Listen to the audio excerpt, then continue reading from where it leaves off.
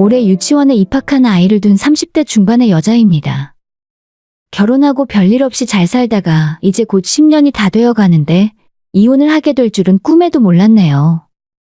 구설수 없이 평생을 함께 산다는 것이 참 힘들다는 걸 알게 되었습니다. 법이 뭔지도 모르는 주제에 부모님이 주신 제 재산을 눈독 들이다가 이렇게 이혼까지 가게 될 줄은 몰랐었죠. 정말 믿었던 마음의 배신을 당하는 건 순간인 것 같습니다. 이번 일이 있기 전까지는 정말 행복하고 좋았거든요. 창동에 있는 오피스텔 너네 명의로 해줄게. 엄청 비싼 아파트는 아니지만 전세금도 있고 나름 괜찮을 거야. 앞으로 애가 점점 크면 들어가는 돈도 많을 거고 너가 언제까지 일을 할 수 있는 것도 아니잖아. 어차피 우리 가고 나면 네 것이 되는데 미리 넘겨줄게. 우리는 고생을 엄청 하면서 살았는데 너는 그렇게 살지 마. 제가 결혼하고 3년 정도 지났을 무렵 친정 부모님이 저를 불러 앉혀놓고 이렇게 말씀을 하셨습니다. 저희 부모님은 젊은 시절부터 정말 열심히 일을 하셨고 그 덕분에 노후 준비를 꽤 잘해두신 편이거든요. 당장 저한테 모든 재산을 다 줄 수는 없지만 제가 결혼할 때부터 오피스텔은 저한테 넘기고 싶으셨대요. 결혼하고 바로 아이를 갖게 되면서 육아휴직을 했었고 1년 후 다시 직장에 복직해서 일을 하고 있었지만 언제까지 다닌다는 보장이 없었죠. 돈 벌고 살림하고 육아하느라 힘들어하는 저를 보면서 저희 부모님은 오피스텔을 가져가라 하셨습니다. 이미 대출은 하나도 없이 다 갚은 상태였고 전세금이 3억 정도 있는데 은행에 넣어두기만 해도 생활비에 큰 보탬이 될 수 있을 것 같았어요.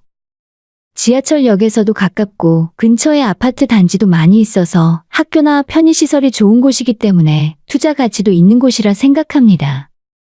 나중에 저희가 집을 사서 이사를 가게 될 때 큰 도움이 될 것 같더라고요. 정말 감사한 마음이었지만 이걸 선뜻 받아도 될까 하는 생각도 들었어요. 하지만 저희 부모님의 뜻이 너무 완강하셨죠. 조금 여유가 생기면 아이와 함께 시간을 더 많이 보내며 살라면서요. 저희 부모님은 젊은 시절부터 정말 앞만 보며 달리셨어요. 덕분에 돈 걱정은 크게 하지 않았지만 가족 여행이라거나 별다른 추억이 별로 없는 것도 사실이긴 하죠. 열심히 살아오신 만큼 그에 따른 보상이 있다는 건 감사한 일이었어요. 하지만 한편으로는 젊은 시절, 제 학창 시절에 가족끼리 많은 추억을 쌓지 못한 것을 아쉬워하시는 것 같았습니다. 지금은 어딜 가려 해도 예전만큼 체력이 받쳐주질 않아서 버거워하시더라고요. 열심히 일을 하는 것과 여유 있게 사는 삶 사이에 적당한 균형이 있으면 좋겠지만 사실 대부분의 평범한 사람들은 그게 쉬운 일이 아니잖아요. 부모님은 열심히 사느라 뒤를 돌아볼 여력이 없었는데 저라도 그렇게 살지 않길 바라는 마음으로 조금이나마 보탬이 되어주고 싶다 하셨어요. 장모님, 장인어른 그렇게까지 말씀을 하시니 저희도 감사하게 받을게요. 대신 제가 앞으로 가정에 더 충실하고 잘하겠습니다. 남편은 선뜻 감사하다는 말로 부모님이 주신 오피스텔을 받았습니다. 앞으로 더 잘하겠다는 다짐도 하며 감사해하는 남편을 보니 다행이라는 생각도 들더라고요. 이전까지 저희 부모님과 남편의 사이도 정말 좋은 편이었거든요. 실제로 오피스텔을 물려받은 뒤로 한 달에 2번 이상은 친정 부모님과 함께 식사 자리도 할 정도로 살갑게 지냈습니다. 원래도 저희 부모님이 아들을 하나 더 갖고 싶어 한다는 걸 알았던 남편은 실제로 오피스텔 증여받은 이후로 저희 부모님께 더 잘하게 되었어요. 그 모습을 보며 저도 싫지 않았죠. 꼭 돈 때문이 아니더라도 남편이 저희 부모님께 잘하고 있는 것이 좋았습니다. 저희 부모님은 서울 변두리에 전원주택을 짓고 살고 계셨고 그나마 아빠가 아예 지방으로 내려가 살고 싶어 하셨는데 엄마가 반대해서 이 정도였어요. 자식이라고는 저밖에 없는데 멀리 떨어져 살다 보면 그마저도 자주 못 보게 되는 것이 싫다고 하셨거든요. 그래서 작은 마당이 있는 화려하지 않은 전원주택을 찾으셨고 그곳에서 두 분이 유유자적 행복하게 살고 계십니다. 저희도 주말이 되면 부모님 마당에서 고기도 구워 먹으러 자주 찾아갔어요. 그렇게 평온했던 일상도 시간이 지나 어느덧 딸아이는 유치원에 들어갈 시기가 되었습니다. 첫 아이를 키우는 모든 부모님들이 다 그렇듯 모든 걸 다 해주고 싶은 마음이잖아요. 저도 그랬어요. 어린이집보다는 영어 유치원 쪽이 다양한 프로그램이 있어서 거길 보내고 싶었죠. 그런데 주변에서 제게 이런 말을 하더라고요. 아이가 학교 다니기 시작하면 같이 시간 보내기 힘드니까 아이가 아직 어릴 때 많이 놀아주고 여행도 다니라는 말을 하셨어요. 그런 말을 자주 들었더니 저희한테 또 다른 아이가 있는 것도 아니고 하나밖에 없는 딸에게 가장 중요한 건 무엇일지 고민이 되었습니다. 아이가 태어나고 회사에서 배려해주는 덕분에 육아휴직도 1년 동안 했었고 퇴근도 야근 없이 5시만 되면 칼같이 퇴근할 수 있었거든요. 그런데 아이가 아플 때 또는 회사가 너무 바쁠 때마다 눈치가 보이고 차라리 친정 근처로 이사를 가는 게 좋을지 아니면 일을 그만두고 살림과 육아에만 전념을 하는 것이 어떨지 고민을 하게 되더라고요. 아이가 나이를 먹을수록 옆에 있어주고 싶은 욕심이 더 크게 들었습니다. 문제는 여느 집들과 똑같이 매달 들어가는 생활비였죠.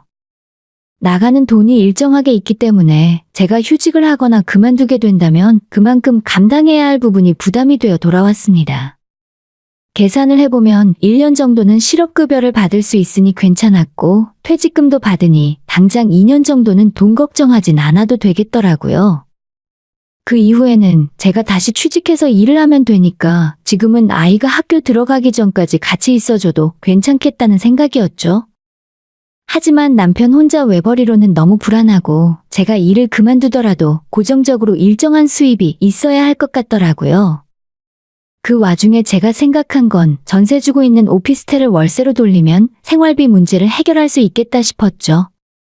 남편에게 말하기 전에 일단 부동산에 먼저 확인을 해볼 생각으로 다음날 오피스텔 근처의 부동산을 찾아갔어요. 안녕하세요. 요즘 오피스텔 월세 수요가 좀 있을까요? 물론이죠. 갖고 계신 거 월세로 내놓으시게요. 요즘은 물건이 없어서 난리예요. 다행히 부동산에 도착해 월세 매물에 대해 물었을 때 괜찮다는 반응이었어요. 지하철역 근처는 없어서 난리라는 말에 위안이 되었습니다. 부모님이 주신 오피스텔이 지하철역에서 5분도 걸리지 않았기 때문에 다행히 내가 생각하는 정도의 금액은 받을 수 있겠다는 생각이 들었습니다. 어차피 여기까지 왔으니 이참에 확실한 월세 금액도 알아보고 그 이후 남편이랑 상의를 해서 월세로 전환을 해야겠다 싶더라고요. 어디에 있는 물건인지 알려주시면 제가 빠르게 월세 시세 계산해서 알려드릴게요. 아마 오늘 당장 내놓으셔도 일주일 안에 나갈 겁니다. 아직은 작년에 들어온 세입자분이 계셔서 당장은 무리고요. 내년에 계약 끝나면 그때 월세로 전환할 생각이에요. 세입자분이랑 협의만 되면 당장이라도 월세 전환하실 수 있으시죠. 요즘은 젊은 분들이 목돈 쥐고 있는 걸 좋아해서 월세를 더 좋아하실 수도 있어요. 주소는 여기 적힌 곳 맞으시죠? 가만 보자. 사모님 뭔가 잘못 알고 계신 거 아니에요? 여긴 이미 전세가 아니라 월세로 돌아가고 있는데. 그게 무슨 소리예요? 그럴 리가 없는데. 거기 정확하게 제가 기억나요. 저희 부동산에서 월세 계약하셨거든. 원래 사시던 세입자랑 전세에서 월세로 계약 전환하시고 저희 쪽에서 월세 계약서만 한 장 더 쓰신 다음에 그렇게 사시는 걸로 알고 있는데. 부동산 사장님이 서랍을 뒤지더니 월세 계약서를 꺼내서 제게 보여주었습니다. 진짜 이게 무슨 일인지도 모르겠고 생각지도 못한 날벼락에 한동안 멍하게 있었어요. 서류를 확인할수록 정말 기가 막히더라고요. 곰곰이 생각을 해보니 그제서야 몇 달 전에 남편이 퇴근길에 잠깐 오피스텔에 들러 세입자를 만나고 오겠다고 한 것이 생각났습니다. 그때는 별일 아니니까 신경 쓰지 말라고 했었는데 바로 그날 두 사람이 만나서 전세 계약을 월세로 전환했더라고요. 그땐 제가 의심할 이유가 하나도 없었죠. 아직 계약 기간도 많이 남았고 기껏해야 관리 차원의 문제겠거니 하고 말았으니까요. 그리고 저희는 결혼한 이후로 각자 월급을 따로 관리하고 있어요. 생활비 통장이 따로 있고 세입자에게 전세자금으로 받았던 돈 역시 아예 별도의 통장으로 갖고 있습니다. 그 돈은 세입자가 나간다고 할 때 돌려줘야 하는 돈이라서 절대 쓸 생각도 없었고 그저 정기적금 통장을 만들어 넣어두고 저는 신경도 별로 쓰고 있지 않았죠. 남편 역시 그 통장에 대해 별도의 언급을 한 적이 없었기 때문에 저처럼 관심 없이 지내고 있다고 생각하고 있었어요. 하지만 전혀 아니었어요. 당연히 처음 든 생각은 100%의 배신감이었습니다. 어떻게 이런 일을 나에게 상의 한마디 없이 자기 마음대로 진행할 수 있을까 싶기도 했어요. 그동안 저와 제 부모님 앞에서 했던 일들이 과연 진심일지 의심도 되었습니다. 제 표정이 좋지 않자 부동산 사장님은 대체 무슨 일이냐 물었고 계약한 사람이 제 남편이라 설명했더니 대충 무슨 상황인지 알겠다는 듯 고개를 끄덕이셨어요. 배우자끼리 상의 없이 이런 식으로 전세를 월세로 돌리는 경우도 많다더군요. 진짜 쥐구멍이라도 있으면 당장 들어가 숨고 싶을 정도로 창피했어요. 이 상황을 전혀 알지도 못하고 우리 미래의 청사진을 그리던 제 스스로가 너무 멍청하고 한심스럽게 느껴졌습니다. 그리고 또한 남편이 너무 가증스러웠죠. 전세를 월세로 돌렸으면 2억의 차액 보증금은 어디로 갔는지, 그리고 매달 들어오는 120만 원의 월세는 대체 어디로 갔는지, 최근 몇 달 동안 삶의 변화가 전혀 없고 늘 한결같았기 때문에 더 당황했습니다. 목돈은 물론이고 매달 120만 원이면 결코 적은 돈이 아닌데 대체 어디에 어떻게 쓰고 있는 걸까 생각하며 집으로 가는 동안 머릿속이 복잡했습니다. 대체 남편에게 어떻게 말을 해야 할까 걱정이 되었지만 집에는 아이가 있으니 대놓고 싸울 수도 없더라고요. 결혼하고 지금까지 부부싸움을 안 한 건 아니지만 최소한 아이 앞에서는 큰 소리 나지 않도록 늘 조심하면서 살았거든요.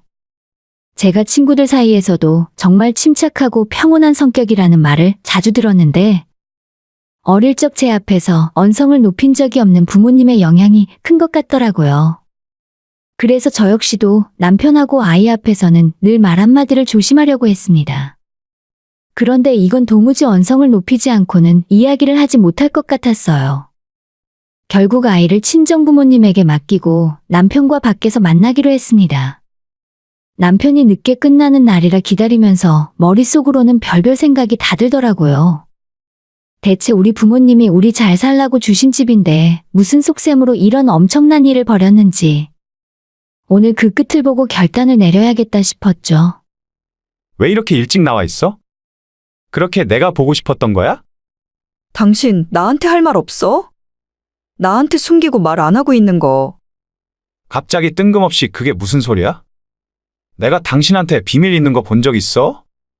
아침부터 저녁까지 내가 어디서 뭘 하고 있는지 전부 당신이 다 알고 있는데 비밀이라고 할 거나 있나?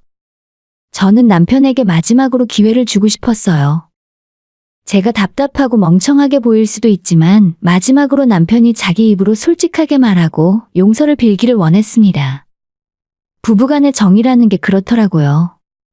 아무리 배신을 당한 상황에서도 살아온 세월이 있으니 쉽게 이 상황을 받아들일 수가 없었습니다. 이미 벌어진 일을 뒤엎을 수는 없겠지만 뭔가 내가 납득할 만한 이유가 있을 거라고 몇 번이나 속으로 그러길 빌었어요. 나 아까 창동 오피스텔 옆에 있는 부동산에 다녀왔어. 바로 아래 편의점 옆에 있는 부동산 알지? 그래도 나한테 할 말 없어? 당신 다 알았어? 뭐? 알았냐고? 그게 다야? 이미 벌어진 일인데 그럼 알았냐고 하지 뭐라고 해. 나는 변명할 생각 없어. 내가 그 돈으로 노름을 한 것도 아니고 재산을 날린 것도 아니잖아. 그냥 우리 엄마한테 줬을 뿐이야. 지금 그걸 말이라고 하는 거야? 나 몰래 월세로 돌린 것도 모자라서 돈을 어머님 가져다 드렸다고? 그걸 당당하게 이야기하는 것 자체가 난 이해 못하겠는데. 제가 부동산 다녀왔다는 말을 하면 남편이 바로 잘못했다고 싹싹 빌 줄 알았어요. 하지만 남편은 눈도 하나 깜빡 안 하고 당당하더라고요. 이렇게 나오니 오히려 화를 내며 따지고 드는 제가 이상하게 느껴질 정도였죠. 남편은 정말 당당했습니다. 이미 벌어진 일이고 다시 되돌릴 수도 없는 일이니까 이제 와서 어쩌겠냐는 식이었어요. 도박이나 허튼 곳에 쓴 게 아니라 어머님한테 가져다 줬으니 아무 문제 없답니다. 당연히 도박에 썼다면 죽을 죄가 맞지만 자식이 부모가 돈 필요하다 해서 준 건데 그게 무슨 문제가 되느냐는 식이었어요. 오히려 그 당당함에 어이가 없는 건 저였습니다. 당신도 일단 진정을 좀 하고 내 이야기를 들어봐. 몇 달 전에 엄마한테 급전이 필요하다고 연락이 왔어. 근데 나한테 돈이 없잖아. 못 도와드리겠다 전화를 끊고 나니까 창동 오피스텔이 생각나더라고. 가지고 있어봤자 뭐해? 당장 은행 이자 몇 푼 되는 게 중요한 것도 아니니까. 그래서 전세금 빼서 엄마한테 줬어. 월세로 돌리면서 나온 수입도 당분간 엄마 생활에 여유가 없으니 용돈 쓰라고 줬고.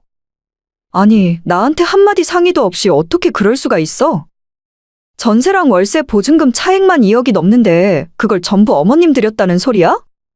월세도 한 달에 120만 원씩 받았잖아. 그것도 어머님 드렸다고? 뭘 그렇게 돈돈거려. 당신도 혼자 계시는 우리 엄마가 걱정된다고 했잖아. 어머님, 아버님은 자주 찾아뵙고 식사도 하는데 우리 엄마한테는 그런 거 못했잖아. 그러니까 이렇게라도 보상을 해드려야지. 보증금 2억은 엄마가 나중에 갚는다고 했으니까 걱정하지 마. 월세는 원래 당신은 받고 있는지도 모르고 있었으니까 없어도 되는 돈이잖아. 저는 제가 지금 무슨 말을 듣고 있는지 모르겠더라고요. 남편은 친정 부모님은 저와 남편에게 물려주신 오피스텔을 순전히 자기 것이라 착각하고 산 것 같았어요. 무식한 인간이 이렇게 큰 사고를 저지를 수 있나 싶었습니다.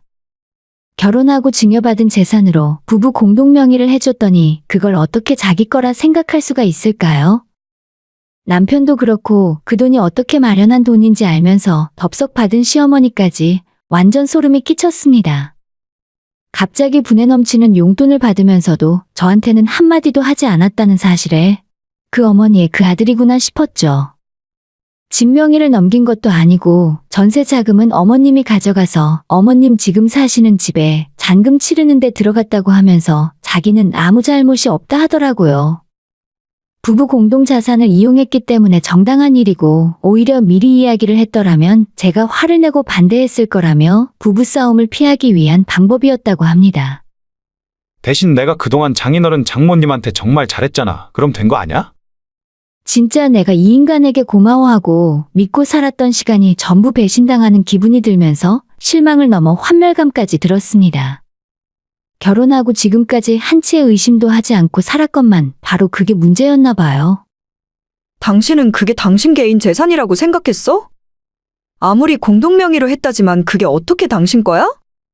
내 동의 없이 월세로 돌리고 보증금에 월세까지 어머님한테 가져다 드린 거 이혼 사유라는 것도 알고 있어? 공동명의가 공동재산이라는 의미는 아니야. 우리 부모님이 재산 넘겨주셨을 때 당신이 기여한 게 뭐가 있는데?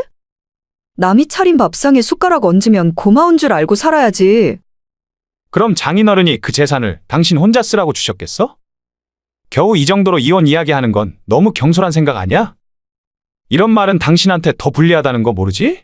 내가 진짜 대인배라 그냥 참고 넘어간다. 못 들은 걸로 할 테니까 이번 일은 그냥 넘어가. 남편은 정말로 저희 부모님에게 받은 오피스텔이 공동 소유라 생각하는 것 같았어요. 오히려 저한테 적반하장으로 큰 소리를 냈으니까요. 자기가 저희 부모님에게 마치 아들처럼 잘했으니 아무 문제 없다고 하면서요. 결혼하고 지금까지 본인이 열심히 일하고 생활비도 보태왔으니 경제적으로도 아무런 문제가 없다 하더라고요.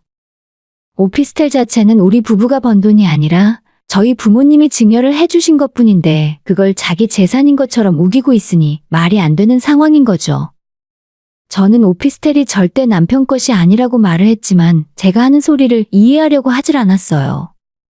자기는 가정에 항상 최선을 다하고 있었다며 오히려 저를 시댁에 정없이 구는 나쁜 사람으로 몰아갔어요. 더 이상 이 인간과 대화를 계속할 필요성을 느끼지 못했습니다. 정말 무식한 사람이 용감하다고 말이 통하질 않았어요. 처음부터 하나부터 열까지 잘못 알고 있고 그걸 답이라 생각을 하고 있으니 당연한 일이었습니다.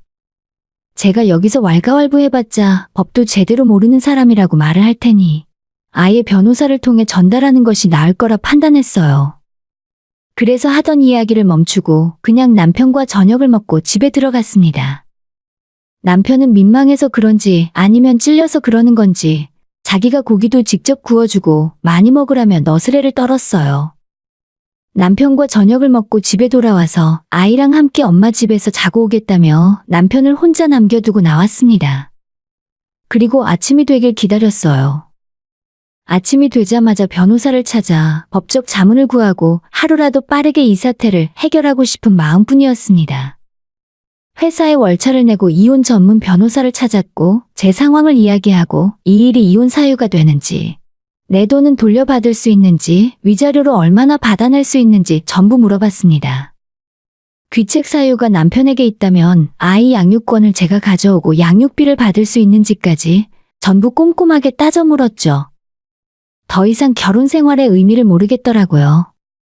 남편은 부부 공동 재산이라고 말을 하는데 정말 양보해서 공동 재산이라면 저한테 상의하고 결정하는 것이 맞는 행동 아니었을까요? 이미 부부간의 신뢰가 깨질 대로 깨졌으니 깨끗하게 갈라서는 게 맞다고 생각했습니다. 여보, 지금 어디야?